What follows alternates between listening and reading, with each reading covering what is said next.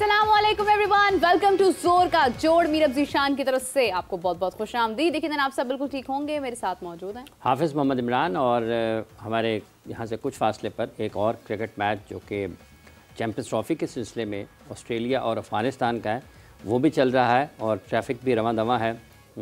Australia इस match को जीतकर या अफ़गानिस्तान इस मैच को जीतकर जो भी टीम जीतेगी वो कहाँ चली जाएगी? वो सेमीफाइनल में चली जाएगी हाफिज़ साहब। टॉप अच्छा, 4 टॉप 4 में चली जाएगी। बिल्कुल।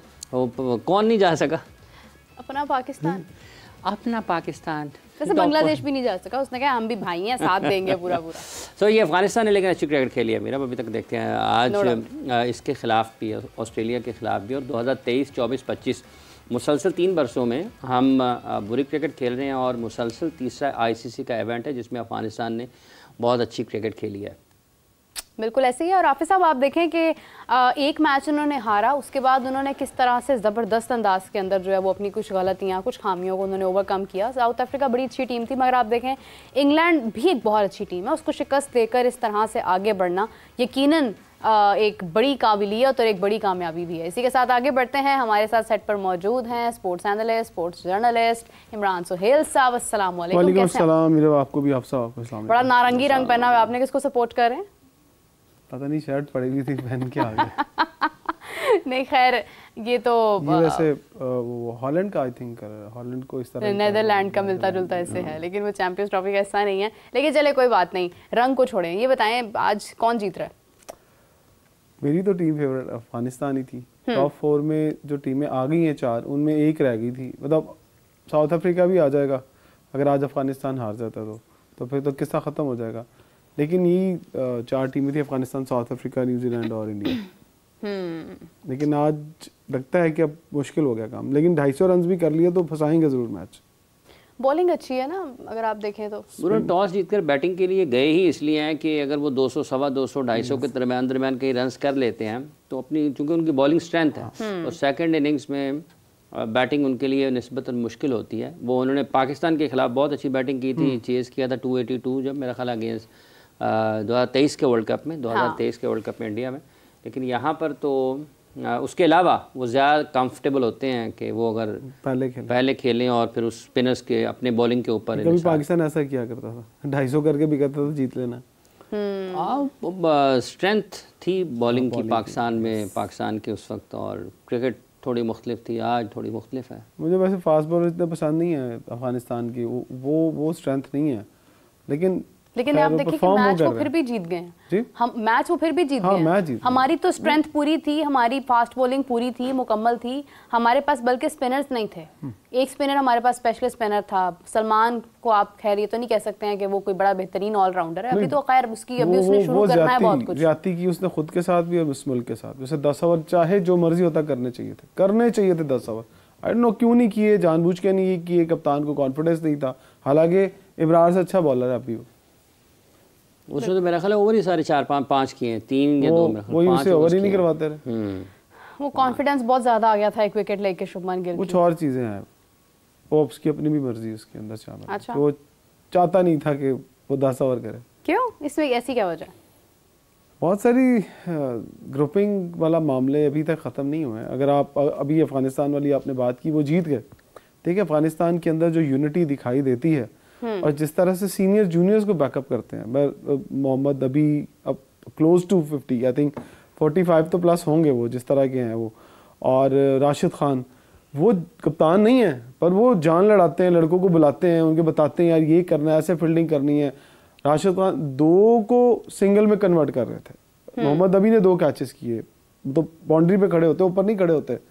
सो ये वो शो करता है कि हमें पैशनेट कितने, आप कितने जुनूनी अपने मुल्क को लेकर, अपने मुल्क की इज्जत को लेकर।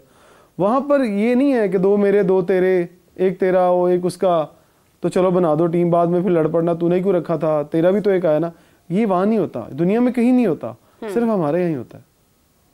अफसोस की बात है हाफिज साहब, लेकिन ये है कि सबसे बड़ा अफसोस तो इस बात का है कि जैसे जैसे दिन आगे बढ़ रहे हैं, पाकिस्तान होता तो हम इंतज़ार करते। पाकिस्तान का मैच एक बांग्लादेश के साथ था, वो भी बारिश की नज़र हो गया। अच्छा हुआ। तो हाँ, मतलब हो सकता है कि हमारी हार हो जाती, उसमें हो सकता है हम जीत जाते, लेकिन फ़ायदा उसका होना नहीं था कोई भी। अगर हम जीतते या हारते, हम उस सफ़र में तो नहीं जा सकते थे जो आगे बढ़ना है, जिसने सेमीफाइनल्स तक या फाइनल्स तक जाना है, उससे तो हम बाहर हो। कुछ और चीज़ें खुल जाती हैं, वो अल्लाह ताला पर्दे रखता है।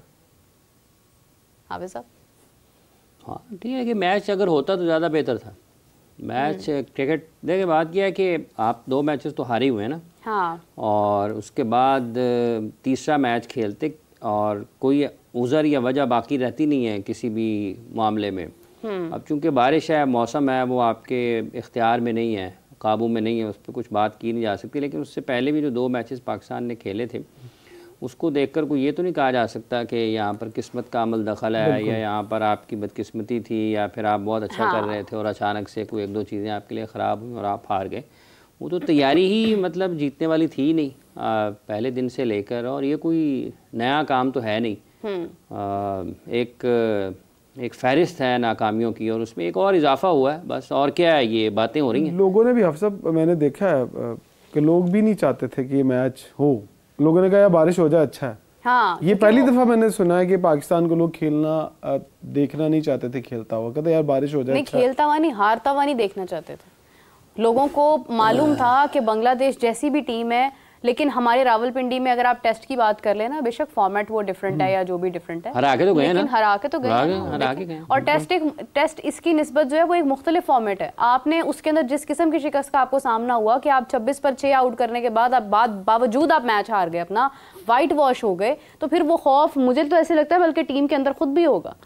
खिलाड़ी तो ऑलमोस्ट यही थे ना हमारे में। थे रिजवान की अगर कल की प्रेस कॉन्फ्रेंस भी देख ले तो वो भी मुझे नहीं समझ आती, इनको प्रेस कॉन्फ्रेंस में बैठ के बोलना क्यों नहीं आता। ये क्या इतने कैमरे देख के, हालांकि अब तो कैमरे भी नहीं लगते, एक ही कैमरा लगा होता है, साफ ही देख के शायद ये प्रेशराइज हो जाते हैं कि वो सवाल करेंगे, उससे पहले ही काउंटर करके बैठे होते हैं कि यार वो सवाल ही ना करें। क्या सैम कॉन्स्टास ने प्रेस कॉन्फ्रेंस नहीं की थी? मैं पाकिस्तान की बात मैं तो मतलब एग्जांपल दे रही हूँ ना कि अगर दुनिया भर के क्रिकेटर्स हैं, वो अपने डेब्यू पर प्रेस कॉन्फ्रेंस इतने एक कॉन्फिडेंस के साथ देते हुए नजर आते हैं, तो यहाँ पर हमारे इतने एक्सपीरियंस खिलाड़ी हैं। रिजवान तो अब चलें खुद फ्रंट पर हैं, वो तो कब से मैच के साथ साथ आते जा रहे हैं, सरफराज अहमद के दौर से साथ साथ हैं, तो क्या उनको अभी तक ये नहीं समझ आया कि प्रेस कॉन्फ्रेंस या सहाफ़ियों का प्रेशर उन पर, सहाफ़ियों का भी प्रेशर आना है उन पर? देखिए, एक सहाफ़ी जब सवाल करता है, एक आम प्लेयर जो होता है ना, उसको पता होता है कि उसने अपनी परफॉर्मेंस पे बात करनी है। जब एक कप्तान और कोच बैठे होते हैं, उसने सबका जवाब देना होता है। वो जब 15 लेके आए होते हैं, वो भी बताना होता है वो क्यों 15 लेके आए, फिर वो जब हारते हैं तो फिर वो भी बताना पड़ता है कि क्यों हारे और रखा था और क्यों रखा था। ये सारे सवाल उनको करने पड़ते हैं, और इतने मेंटली स्ट्रांग नहीं, इतने मेंटली स्ट्रांग होते ना तो आप मैचेस हारते ना, अपने घर में ना हारते। जो मेंटली स्ट्रांग थे वो आपके घर से ट्राई नेशन सीरीज भी ले गए, आपको चैंपियंस ट्रॉफी से बाहर भी कर गए, और आप बाहर बैठ के अब ये भी नहीं कर सकते। मुझे तो आकिब जावेद साहब की प्रेस कॉन्फ्रेंस सुन के बड़ी हैरानगी हो रही थी कि भाजन तानू इन्हें नहीं पता कि माफ़ी मांग लेना अच्छी बात होती है, ज़रा सीखें गोरों से। जो गलती पे एक्सक्यूज़ कर लेते हैं, और आप साफ़ी को कहते हैं कि एक्सक्यूज़ नाम की तो कोई चीज़ ही नहीं है, एक्सक्यूज़ करना भी नहीं चाहिए, ये वर्ड होना ही नहीं चाहिए। तो फिर तानू होना चाहिए कि नहीं चाहिए। वैसे एनसीए के वो डायरेक्टर बन चुके हैं। चलो एनसीए का भी अल्लाह ही हाफिज़ है। फिर 7 साल किस में बर्दाश्त है, मुझे बताएं। 7 साल लाहौर कलंदर को जितवाने में लगाए उन्होंने, 7 साल। तो सर 7 साल अगर आप ये सोच के बैठे हैं कि आपको 7 साल मिल जाएंगे, सर इधर तो 7 महीने नहीं किसी ने निकालना है। लेकिन वो तो चले एक और चीज़ थी। नहीं, वो देखिए उसी की बिहाफ पे उनको लाया गया ना कि हाँ जी, वो उनके क्रेडिट में वो लाहौर कलंदर के 2 इवेंट्स हैं, लेकिन उसमें 7 साल लगाए। देखिए ये यहाँ तजाद है 2 चीज़ों के अंदर, आकिब जावेद के अंदर। एक तरफ आप टैलेंट को प्रमोट करते हैं लोकली, लाहौर कलंदर में आकर हम उसको अप्रिशिएट करते हैं कि आपने पाकिस्तान को टैलेंट दिया, लेकिन एक तरफ जब टैलेंट को खिलाने की बात आती है नेशनल लेवल के ऊपर, तब आप क्यों हाथ पीछे खींच लेते हैं? आपकी कौन सी ऐसी मजबूरी है? अगर आपकी मजबूरी है, आपको काम नहीं करने दिया जा रहा, तो भाजन आप आए ही ना। फिर आप कहें सर मेरे मिजाज की ये चीज़ नहीं है तो मैं ये नहीं कर सकता। फिर आप प्रेस कॉन्फ्रेंस में बैठ के उल्टे सीधे स्टैट्स लोगों को बता रहे हैं और गूगल खोल लें। तो भाजन आपका गूगल क्या घर में बना हुआ है? हमारा गूगल वो जाली है। आप बैठ जाएं, आ जाए। अगर आपको बहुत शौक है तो मैं आपको चैलेंज करता हूँ, बैठे मेरे साथ मुनाजरा कर लें, मैं आपको बता देता हूँ 15 प्लेयर आपने क्यों रखे और क्यों नहीं रखे। सो चैलेंज एक्सेप्ट कर लें, फिर आप देख लेते हैं। आप बड़े फनकार हैं, हमें थोड़ा सा इल्म है, थोड़ा सा ज़्यादा नहीं है, लेकिन आप लोगों को बेवकूफ़ मत बनाएं। अपनी गलती को मान लें, हाजन मेरे से गलती हो गई, मैंने उस 15 रुकनी स्क्वाड के नीचे साइन किए। इवन ये भी छोड़ दें, मुझे तो उन लोगों पे हैरानगी हो रही है जो किसके अंदर सेलेक्टर्स थे। अलीम डार साहब, सारी ज़िंदगी आप लोग, आपकी ईमानदारी की हमने कस्में खाई, आपने वो दिखाया भी, आपने किस तरह साइन कर दिए उन 15 लोगों के सफ़े के नीचे। अजहर ने किस तरह साइन कर दिए? क्या उनको कोई पूछेगा कि जनाब बताएं आपने किस तरह लोग रखे, आप अकाउंटेबल हैं, तराजू अल्लाह ताला ने आपके हाथ में दिया था, आपको मुनसिफ बनाया था, आप मुनसिफ बन ही नहीं पाए। कुछ सोर्सेज तो ये भी बता रहे हैं कि बाबर आजम खुद परेशान हो गए थे जब उनको पता चला कि ये 15 हैं। तो फिर ये तो क्रेडिबिलिटी अलीम डार साहब की, अजहर की, असद की और उन लोगों की है जिन्होंने 15 के सफ़े के नीचे साइन कर दिए थे। तो उसमें चेयरमैन साहब के भी साइन होंगे यकीनन। चेयरमैन साहब की मंजूरी के बाद ही टीम प्रेस रिलीज के लिए भेजी जाती है। तो या तो चेयरमैन साहब बता दें कि उन्होंने कहा था हाँ ठीक है जो मर्जी कर लो, और अगर उन्होंने कहा था जो मर्जी कर लो और वो मर्जी नहीं हुई, पाकिस्तान का नाम बदनाम हुआ है, तो आप उसके बावजूद उनको रख रहे हैं अपने उस ग्रुप के अंदर जिस ग्रुप में आगे फ्यूचर को लेके चलना है। सर माजरत के साथ, this is not your organisation, ये आपके इदारे नहीं हैं जो आप चलाते हैं, ये पाकिस्तान का इदारा, पाकिस्तान क्रिकेट बोर्ड है यहाँ पर। तो पाकिस्तान क्रिकेट बोर्ड के अंदर ठीक है आप अपने इदारे में लोगों को जॉब से नहीं निकालते हैं, आप उनको गलतियों पे माफ़ कर देते हैं, पर यहाँ पर भी अकाउंटेबिलिटी होनी चाहिए, वरना ये सिलसिला अच्छा नहीं है।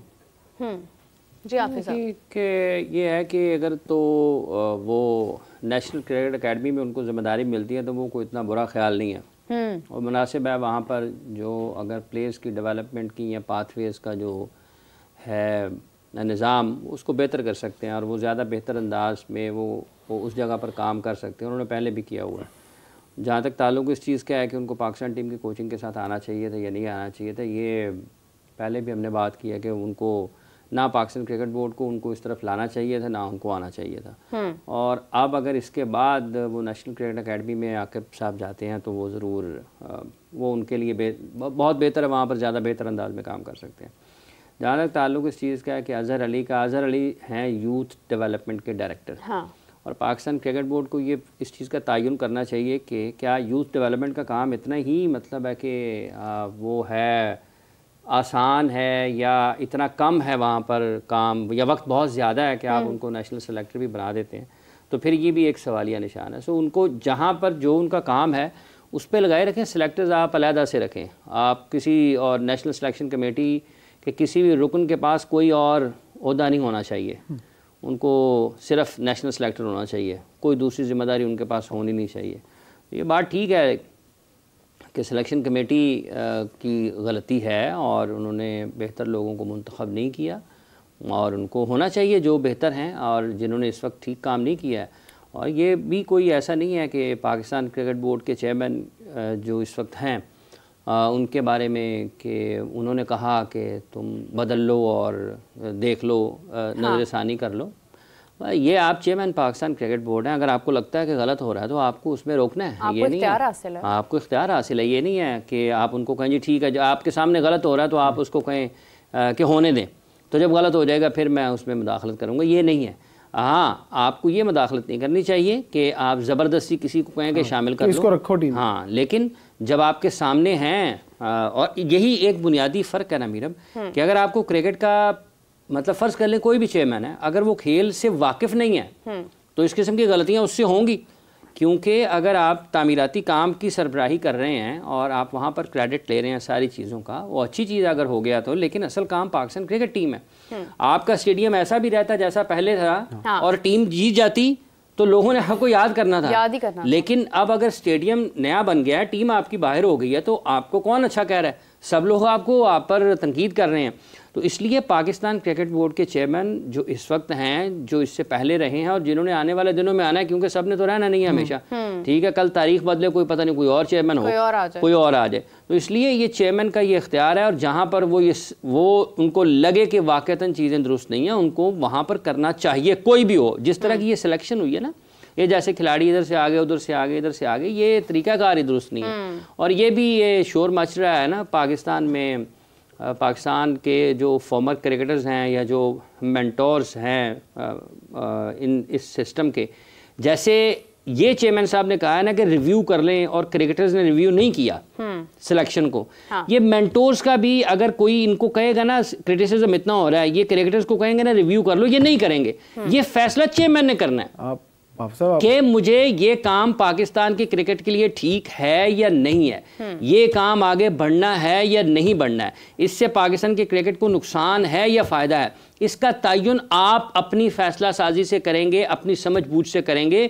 अगर आप इनके ऊपर रहेंगे, आप जिसको इतने पैसे मिल रहे होंगे, मतलब ये भी मतलब शोएब मलिक साहब ने कहा ना कि पैसे मिल रहे हैं लोगों को, उनके पैसे पर किसी की निगाह नहीं। आप भाई, आपको क्रिकेट बोर्ड 50 करोड़ दे दे, किसी जर्नलिस्ट को उससे क्या लेना देना है। लेकिन जर्नलिस्ट का सवाल, सहाफ़ी का, मीडिया का सवाल ये होता है कि क्या जो पैसे, जो मुआवजा आपको दिया जा रहा है, क्या आप उसके बदले में वो काम कर रहे हैं, क्या आप उतना काम कर रहे हैं जितना आपको मुआवजा दिया जा रहा है। सवाल 50 लाख का नहीं है। हाँ। सवाल उस काम का, किस काम के बदले दिया जा रहा है। मतलब 2 इवेंट हो गए हैं चैंपियंस कप के, और अभी तक इस चीज़ का तयन नहीं हो सका, इस चीज़ का फैसला नहीं हो सका कि स्किल डेवलपमेंट साल के किस मरहले में, किस वक्त पर, कहां पर होगी। 2 टूर्नामेंट आपने करवा लिए हैं, लेकिन आपका कैलेंडर डिज़ाइन नहीं है। तो जो बुनियादी चीज़ थी तो वो आप छोड़ गए। तो इसका फैसला पाकिस्तान क्रिकेट बोर्ड के चेयरमैन ने करना है। तो शोएब मलिक साहब हैं, सकलैन साहब एक और जगह अपने ख्यालात का इजहार कर रहे हैं, और मैंने तीनों को थोड़ा थोड़ा सुना है,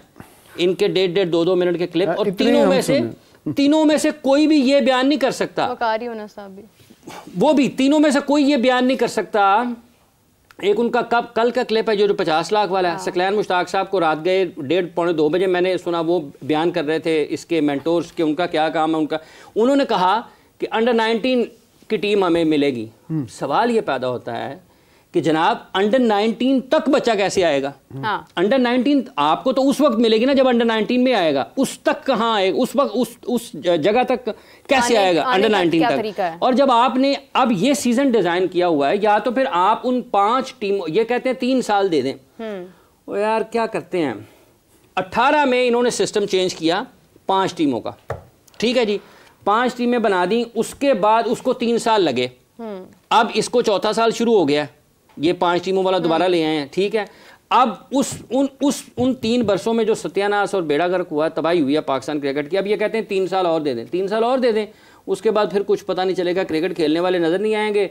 वो कुछ खिलाड़ी यूएई चले गए, कुछ अमेरिका चले गए, कुछ छोड़ के चले गए, कुछ कनाडा चले गए। मतलब कोई मुल्क ढूंढे से ही जहाँ पे आपका क्रिकेटर छोड़ के गया नहीं। किसकी वजह से गया? इस वजह से गया। और फिर कंट्रोल कर रहे हो तो इतने बैठे ने बॉस कहणगे इनू टीम च पा लो, आ जाएगा, इनू कढ़ दो चला जाएगा, इसको कोच लगा दें, इसको कोचिंग से हटा दें, इसको सिलेक्शन कमेटी में डालें। क्रिकेट चलती है। Conflict of interest. एक कॉलर है हमारे साथ। अस्सलाम वालेकुम, कौन बात कर रहे हैं, कहाँ से बात कर रहे हैं?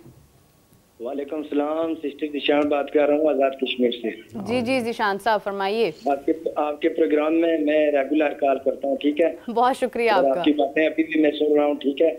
तो आपसे सवाल ये है सिस्टर, ये जो पाकिस्तान और न्यूजीलैंड की आगे सीरीज हो रही है, तो इसमें हैदर अली हो गया, शिताब खान हो गया, मोहम्मद हारिस और सुफियान नकीम, ये जो नौजवान खिलाड़ी हैं, इनको मौका मिलेगा या बाबर आजम और रिजवान हो गए या दूसरे टीम में जो प्लेयर हैं एक ही दोबारा खेलेंगे या इनको भी मौका मिलेगा?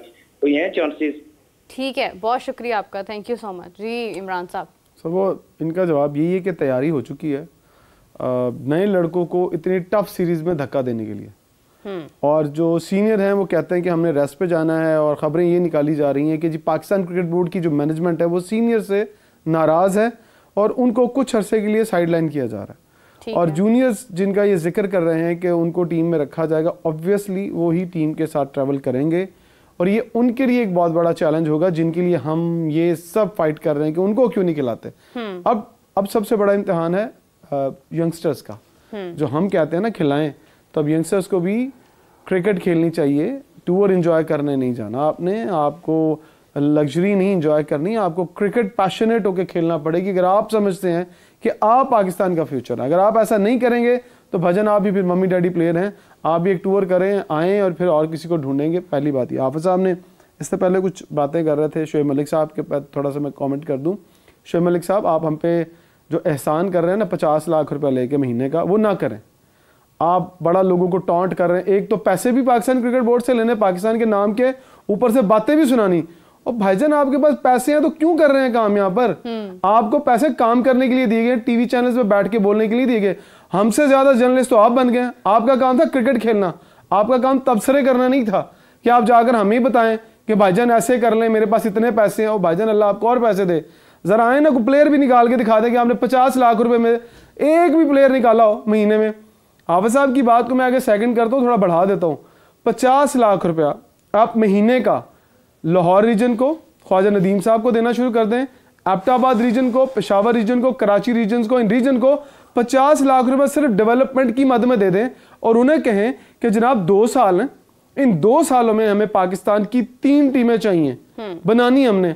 लें, आज की तारीख नोट कर लें और आज से पैसे देने शुरू कर दें और उनको इख्तियारात दे दें। ना टीमें बने ना तो जो चोर की सजा वो मेरी सजा, लेकिन नहीं करेंगे, इख्तियारात दे के अपने हाथ काट देंगे। उससे पहले रीजन्स का वो सिस्टम तो ठीक करें ना, जो रीजन्स के अंदर जो कहां से लोग आ जाते हैं। कह रहा हूं इख्तियारात, फुल इख्तियारात दे तो देखें। पैसे की गेम है ना, उनके पास तो पैसे ही इतने हैं जितने के लिए वो लोकल क्रिकेट चला रहे हैं। फिर उसके ऊपर खुर्रम नियाज़ी साहब बैठे हुए हैं जो उनको हैंडल कर रहे हैं। जो हाफिज साहब ने कहा ना कि हिलाता है हाथ पकड़ के वो बंदा को, तुम ये कर लो, तुम कर लो। कॉन्फ्लिक्ट ऑफ इंटरेस्ट चेक करें जरा। अजहर अली साहब की अपनी क्रिकेट एकेडमी है, वो अगर क्रिकेट एकेडमी में आके कहते हैं मुझे भाग दौड़ दे दे, तो क्या कॉन्फ्लिक्ट ऑफ इंटरेस्ट नहीं है कि वो अपनी क्रिकेट एकेडमी प्राइवेट चलाते हैं जहां पर हजारों रुपए की मद में फीस लेते हैं। और मिसबाउल हक साहब जो मेंटोर हैं, उनके बेटे HEC की जानिब से खेलते हैं। बताएं ना जरा दुनिया को आज कि उनके बेटे ने जो क्रिकेट खेली है HEC की जानिब से, कितनी परफॉर्मेंस है उनकी। आप प्रोटेक्ट कर रहे हैं अपने लोगों को। आप कभी पाकिस्तान के बच्चों के लिए भी जरा सामने आए ना कि यार हाँ फलां बच्चा बहुत टैलेंटेड है, मैं उसके लिए खड़ा हूँ। वकार साहब, सकलैन साहब, ये शोएब मलिक साहब, ये बहुत बातें करते हैं। सर आपने इतना पैसा कमा लिया है, जिस पैसे का आप हमें धौंस दे रहे हैं ना, मैं तो उसको धमकी कहूँगा सीधी सीधी। आप हमें क्या बता रहे हैं आपके पास बहुत पैसा है, हमारे किसी काम का आपको पैसा नहीं है। आप अपना पैसा अपने अल्लाह ताला आपको बहुत दे, आप ज़रा आए ना, परफॉर्मेंस दे आके। आप ये एहसान कर रहे हैं जी मैं वक्त देता हूँ, मैं क्रिकेट खेलता हूँ। भाईजान फिर पाकिस्तान की क्रिकेट भी सीधी करे। ऊपर से कहते हैं अभी और वक्त चाहिए, यानी कि उन्होंने साथ ये भी मिला लिया कि मुझे वक्त और चाहिए कि मैं फिर जाके ठीक करूंगा। आप अंदाजा लगाएं पाकिस्तानी टीम के प्लेयर को सिंगल करनी नहीं आती। और हमारी मैनेजमेंट ने, हाफिज साहब ने बहुत दफा कहा अब्दुल रज़ाक साहब छक्के मारने सिखा रहे हैं। लो ये अंदाजा कर लें आप, इम्पैक्ट प्लेयर आप बना रहे हैं। पहले सिंगल करनी सिखा दें, उसके बाद लोगों की बात करें। और माजरत के साथ हम जैसे जर्नलिस्टों को फजूल की सपोर्ट करना बड़े क्रिकेटर्स को और मैनेजमेंट को छोड़नी होगी। हमें भी अपना किरदार अदा करना चाहिए, हमें भी हक सच की बात करनी चाहिए। हमें नहीं लोगों की झूठी तारीफें करनी चाहिए कि हम लोगों को प्रोटेक्ट करते फिरें कि हाँ यार वो अच्छा है, वो बुरा है, उसका कसूर था, ये उसका कसूर था। ये कोई काम है? हम क्यों नहीं रियलिटी सामने रखते? अगले को शीशा दिखाएं भाईजान तो कसूर है, लेकिन नहीं करते ना हम ये काम। हमारा भी उतना ही कसूर है पाकिस्तान की क्रिकेट को तबाह करने में जितना टेस्ट क्रिकेटर्स का और मैनेजमेंट का। बिल्कुल सही बात है। इमरान साहब इसी के साथ हमें ज्वाइन किया है। कादिर साहब ने हमारी वन एंड ओनली फाख्ता मैच देख रही होगी, हमारे लिए वक्त निकाला होगा बड़ी मुश्किल से। अस्सलाम वालेकुम कादिर, कैसे हैं आप? वालेकुम अस्सलाम, मेरे अल्लाह का शुक्र। वालेकुम अस्सलाम सबको, अस्सलाम वालेकुम। कादिर साहब क्या हालात हैं, क्राउड कैसा है, मैच कैसा जा रहा है? मैच बिल्कुल अच्छा जा रहा है, अफगानिस्तान अच्छा खेल रही है और साथ साथ क्राउड जो है वो भी पुरानी तादाद में आए हैं। अफगानिस्तानी जो हैं भी आए हैं यहाँ और अच्छा जो है वो यहाँ पर माहौल है, अलग है। ऑस्ट्रेलियाई शहरी हमें बहुत कम दिखाई दिए हैं, लेकिन ना होने के बराबर है। जो 99% क्राउड है वो आपको अफगानी नजर आएगा और शोर शराबा जो है हर बॉल पर उनका सुनाई देता है और दूर दूर तक आवाजें जाती हैं। बड़ी अच्छी जो है वो यहाँ पर इस वक्त मैच चल रहा है। इंग्लैंड को शिकस्त देने के बाद आज बाहर भी हमने बात की अफगानी शहरियों के साथ, तो वो भी कहते हैं कि जनाब हम जो है वो ये भी मैच जीतेंगे, सेमीफाइनल के लिए क्वालिफाई करेंगे। लेकिन दूसरी जानब जो है जब अफगानी खिलाड़ी इतना अच्छा परफॉर्म कर रहे हैं, हमारी सरजमीन से सीख कर गए हुए खिलाड़ी ऐसी अच्छी परफॉर्मेंस दे रहे हैं, वो इसलिए दे रहे हैं क्योंकि वो मुल्क के लिए खेलते हैं, वो इंडिविजुअल नहीं खेलते, इसलिए आपकी तरक्की करते हैं। दिल खून के आंसू तब रोता है जब हमारी टीम जो है वो तफक्कुरात में बढ़ जाती है।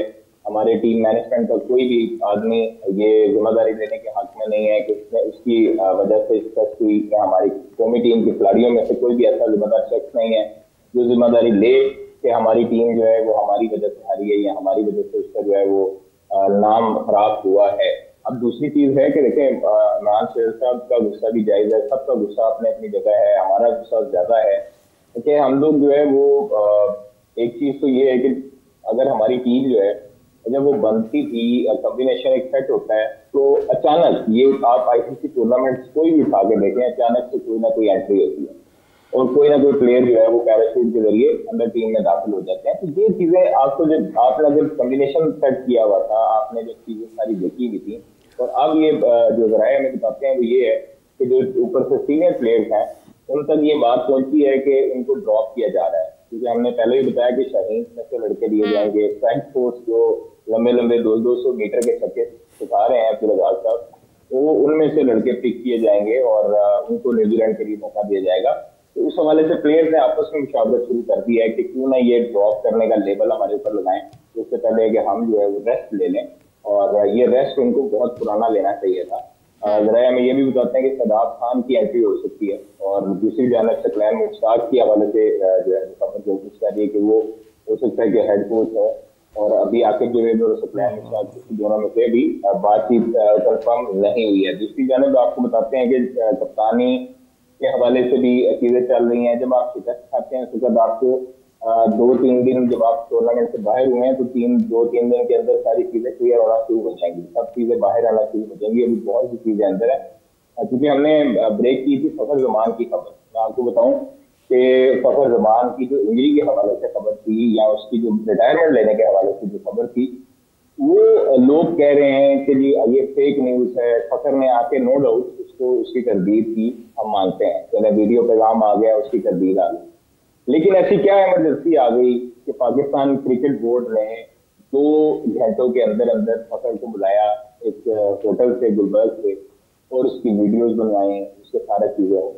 वो अब मैं प्रोपेगेंडा ये नहीं बता रहा कि मेरी खबर जो है वो आप इन्होंने तरदीद जारी कर दी है। मैं खबर पे तब भी स्टैंड कर रहा था, मैं खबर पे आज भी स्टैंड कर रहा हूँ, क्योंकि मुझे पता है कि मेरे सोर्सेज जो है वो खबर गलत नहीं देते हैं और वो मुझे यूज नहीं करते हैं जैसे बाकियों को यूज किया जा सकता है। ना मैं इतना पागल हूं कि मैं किसको यूज होगा।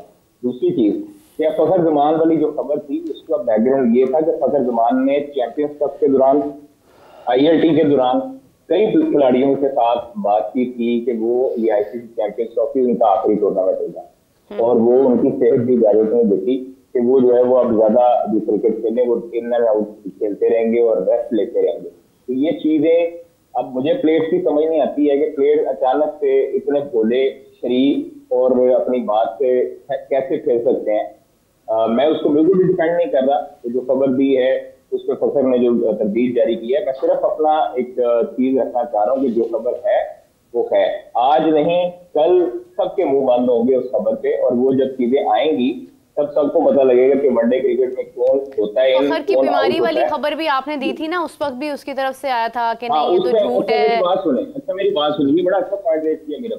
जब हमने हाइपरथायराइडिज्म की खबर ब्रेक की, उस टाइम पे फखर खिलाड़ियों समेत मुतअद्दिद लोगों को बता रहा था कि मुझे तो कोई बीमारी नहीं है, मैं तो बिल्कुल ठीक हूँ। अब फखर जमान के मुतल्लिक आप किसी भी प्लेयर से उठा कर पूछते हैं, वो कहते हैं जी, कभी हमें कहता है मैं रिटायरमेंट लेने लगा हूँ, कभी कहता है नहीं मैं नहीं ले रहा रिटायरमेंट। और हाइपरथायराइडिज्म की बीमारी के हवाले से फखर से मैंने पूछा था, उससे पूछा था कि आपको ये बीमारी है, तो उन्होंने कहा जी मुझे तो ऐसा कुछ भी नहीं है, मैं तो बिल्कुल ठीक हूँ। लाहौर कलंदर के वो ट्रायल्स पे आए थे, वहां पे मैंने उनसे पूछा कि आपको ये बीमारी है, मुझे मेरे सोर्स ने बताया है, तो आप जो है वो बिल्कुल ठीक हैं, आप माशाल्लाह इधर आए हैं। तो उन्होंने कहा जी आपका वजन भी कम हो रहा है, तो ये वजन के हवाले उन्होंने कहा मैं बिल्कुल ठीक हूँ, मैं तो पाकिस्तान टीम के लिए अवेलेबल हूँ। उनकी बात झूठी तब साबित हुई जब मोहम्मद रिजवान से मीडिया टॉक हुई ऑस्ट्रेलिया में, और वहां से पूछा गया कि फखर जमान का क्या चक्कर है, आप उसको शामिल नहीं कर रहे।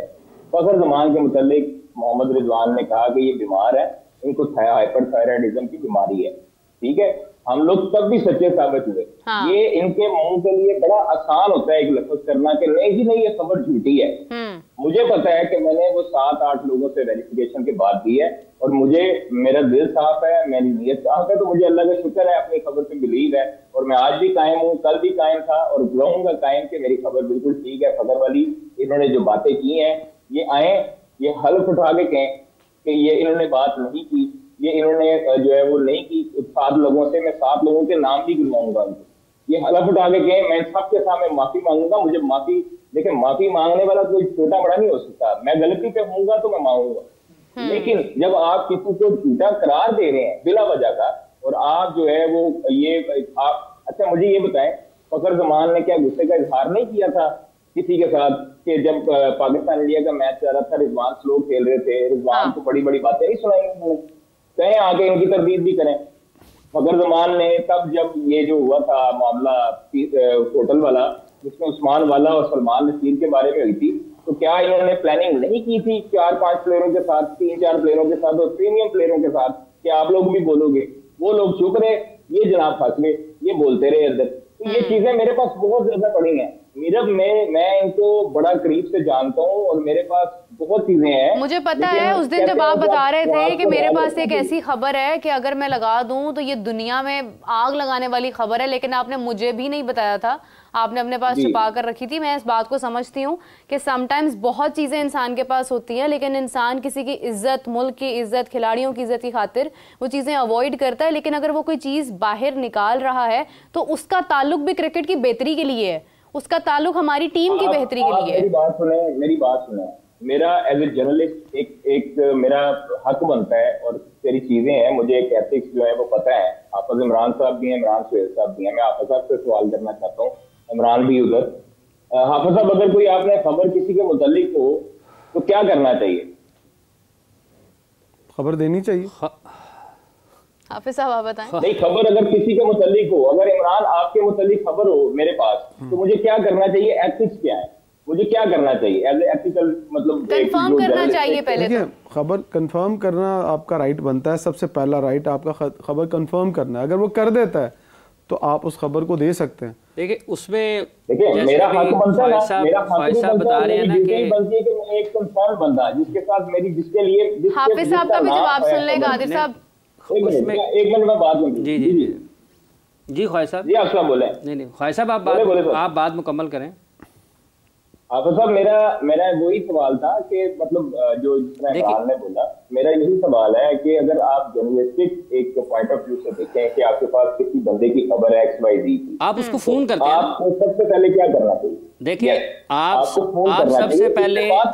सबसे पहले अपने जितने भी सोर्स हैं, आपको पता ही है ख्वाहिश साहब, आपको भी इतने बरस हो गए हैं करते हुए, जहाँ से आपको मिलती है फिर आप उसको काउंटर चेक करते हैं किसी और से, उसको चेक करते हैं किसी और से, 2-3 बंदों से चेक करने के बाद आप किसी और बंदे से चेक करते हैं, फिर आप जिस बंदे के बारे में आपके पास खबर पहुंची है फिर आप उसके किसी करीबी बंदे को चेक करते हैं। ठीक है, करते कराते जब आप तमाम जगह से पहुंच जाते हैं फिर आप उस बंदे तक जाते हैं जिसके बारे में है। वो कादर ये कह रहा है कि डायरेक्ट जिस बंदे की खबर हो वही दे दे। Yes, exactly 110%। और एक लास्ट चीज ये है कि फिर आप खबर की नौयत देखते हैं और कि बाद औकात ऐसा भी होता है, बाद औकात में कथा कलामी के माँ जाऊँ ख्वाहिश साहब, बाद औकात ऐसा भी होता है कि आप जिस बंदे के बारे में आप कोई स्टोरी फाइल कर रहे हैं, आपकी साथ भी उसकी अच्छी सलाम दुआ है, जान पहचान है, आप बराह रास्त उसको फोन कर लेते हैं, हाँ जी 5-10 जरा चीज़ ताड़े बारे आ रही है, ताड़ा देते सानू नुक्ता नजर चाहिए ऐसी खबर से फाइल करनी करनी, तो वो आपको या तस्दीक कर देता है या तरदीद कर देता है। तो या कहता है जी तस्दीक या तरदीद करनी चाहिए, तस्दीक या तरदीद करनी चाहिए। बिल्कुल। एज ए जर्नलिस्टिक एथिक्स को अपनाते हुए मैंने फखर के करीबी बंदों को फोन करके पूछा, उन्होंने मेरी तस्दीक की। मैंने 7 से 8 क्रिकेटर से बात की जिनके साथ फखर बात कर चुका था, उन्होंने तस्दीक की। 2 बंदे। अब लास्ट में मैंने फखर को कॉल की, फखर ने कॉल नहीं उठाई। फिर मुझे दौराने शो, ये मीरब बैठी थी सामने, तो मुझे एक कॉल आई। मैंने वो कॉल अटेंड नहीं की, हम लाइव थे, बिल्कुल ऐसे मेरे ख्याल में राउंड अप में थे, और मुझे याद है कि उस टाइम पे मेरी वो रिकॉर्ड भी होता है। मैंने बाद में जाके फखर को कॉल की, मैंने उनसे पूछा कि सर मेरे पास ये खबर है, ये इसका क्या है मुझे बता दे, यस और नो। तो उन्होंने हाथ के बात टालते हुए, अब मुझे देखिए मेरा जबकि कादिर मैंने आपको बोला था कि फोन नहीं उठा रहे हैं तो ठीक है आप लगा दें, आपके पास तो जस्टिफिकेशन आ गई है ना कि भाई मैंने तो कॉल की थी कंफर्मेशन की, लेकिन कादिर ने कहा कि नहीं भाई जब तक मेरा राब्ता नहीं होगा मैं ये बात, क्योंकि मुझे ये तजस्सुस था कि मुझे तो बता दें बात है क्या, तो मुझे नहीं बता रहे थे बेसिकली। तो वो फिर ये हुआ कि मुझे दुख इस चीज का है कि फखर ने, पीसीबी मीडिया ने वो वीडियो, वो सवाल नहीं करना था। फखर जमान समझते हैं कि मुझे शायद कोई चीज का पता नहीं लगता होगा, जो बंदा सामने खड़ा था ना फखर जमान के, उसने उसी टाइम मुझे मैसेज कर दिया था। ये तो मेरी शराफत है कि मैंने इनकी फिल्म जो है वो खत्म नहीं होने दी, मैंने ट्वीट नहीं कर दी कि अभी वीडियो आने वाली है। मैंने तो इसलिए वीडियो का इंतजार किया कि वीडियो एक दफा आए फिर मैं इनको जवाब दूंगा। फखर जमान ने तो खुद सवाल करवाया कि ये सवाल भी करना यार मेरे से, मैं उसका जवाब दूंगा। क्यों करवाया भाई?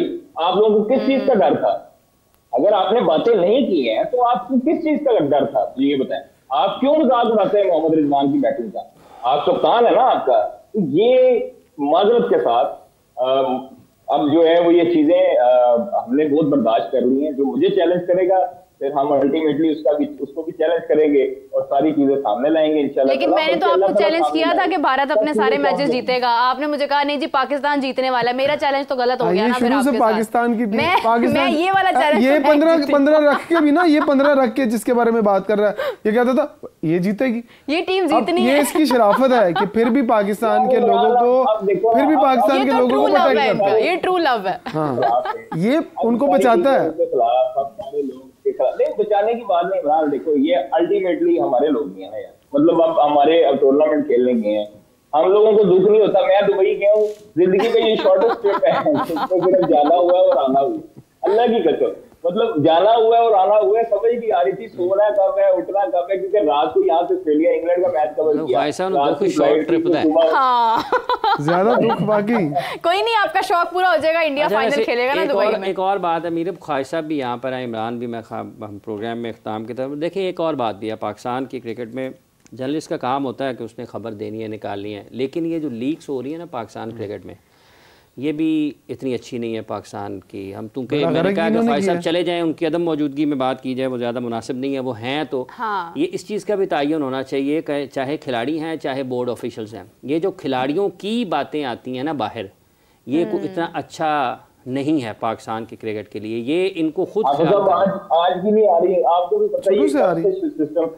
ख्वाहिश साहब मैं वही बात कर रहे हैं ना, वही बात कर रहे हैं। ख्वाहिश साहब मैं ये बात नहीं कर रहा हूँ, नहीं ख्वाहिश साहब मैं ये बात नहीं कर रहा हूँ। देखें अच्छी चीजों को प्रमोट करते हैं। मैं आपको एक बात,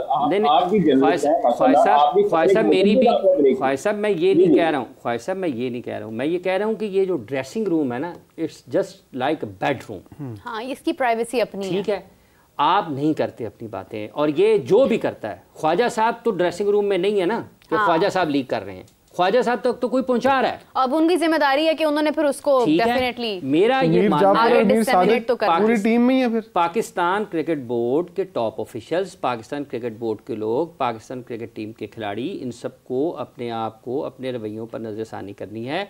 ये अच्छा इमेज नहीं जाता पाकिस्तान के लिए, पाकिस्तान क्रिकेट के लिए। लोगों में अवहाम और बेचैनी पैदा होती है, इसमें अदम एतमाद का ख़दशा बढ़ता है, और लोग एक दूसरे को सामने देखते हुए, मतलब मैं और मीरब साथ बैठे हैं, हम दोनों ही बैठे हुए एक दूसरे के से बात करने के लिए हमें उठ के बाहर जाना पड़े, तो इसका मतलब ये है कि ये कोई अच्छी चीज़ नहीं है।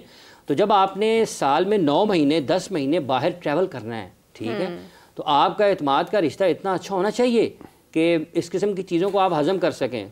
ठीक है, तो ये मेरा ये नहीं है कि ख्वाजा साहब खबरें क्यों देते हैं या और खबरें क्यों देते हैं, मेरा सिर्फ ये है, और ये इससे पहले भी हुआ था। ख्वाजा साहब यहाँ पर मौजूद थे जब शाहीन वाला मामला हुआ था। शाहीन वाला हुआ, वो बाबर वाला हुआ, बाबर के ट्वीट वाला हुआ, व्हाट्सएप वाला हुआ। देखिए मैं आपको थोड़ा सा, इसलिए आप इस चीज का, वाला तो चेयरमैन ने लीक करवाया ना, तो वो तो मतलब इंतहा हो गई। मुझे बताएं कि क्या उसकी सपोर्ट करनी चाहिए? अच्छा बिल्कुल नहीं। आप सब मैं इस पे थोड़ा सा क्या चीज ऐड कर दूं। पाकिस्तान टीम में आप कहते हैं ना dressing room just like a bedroom.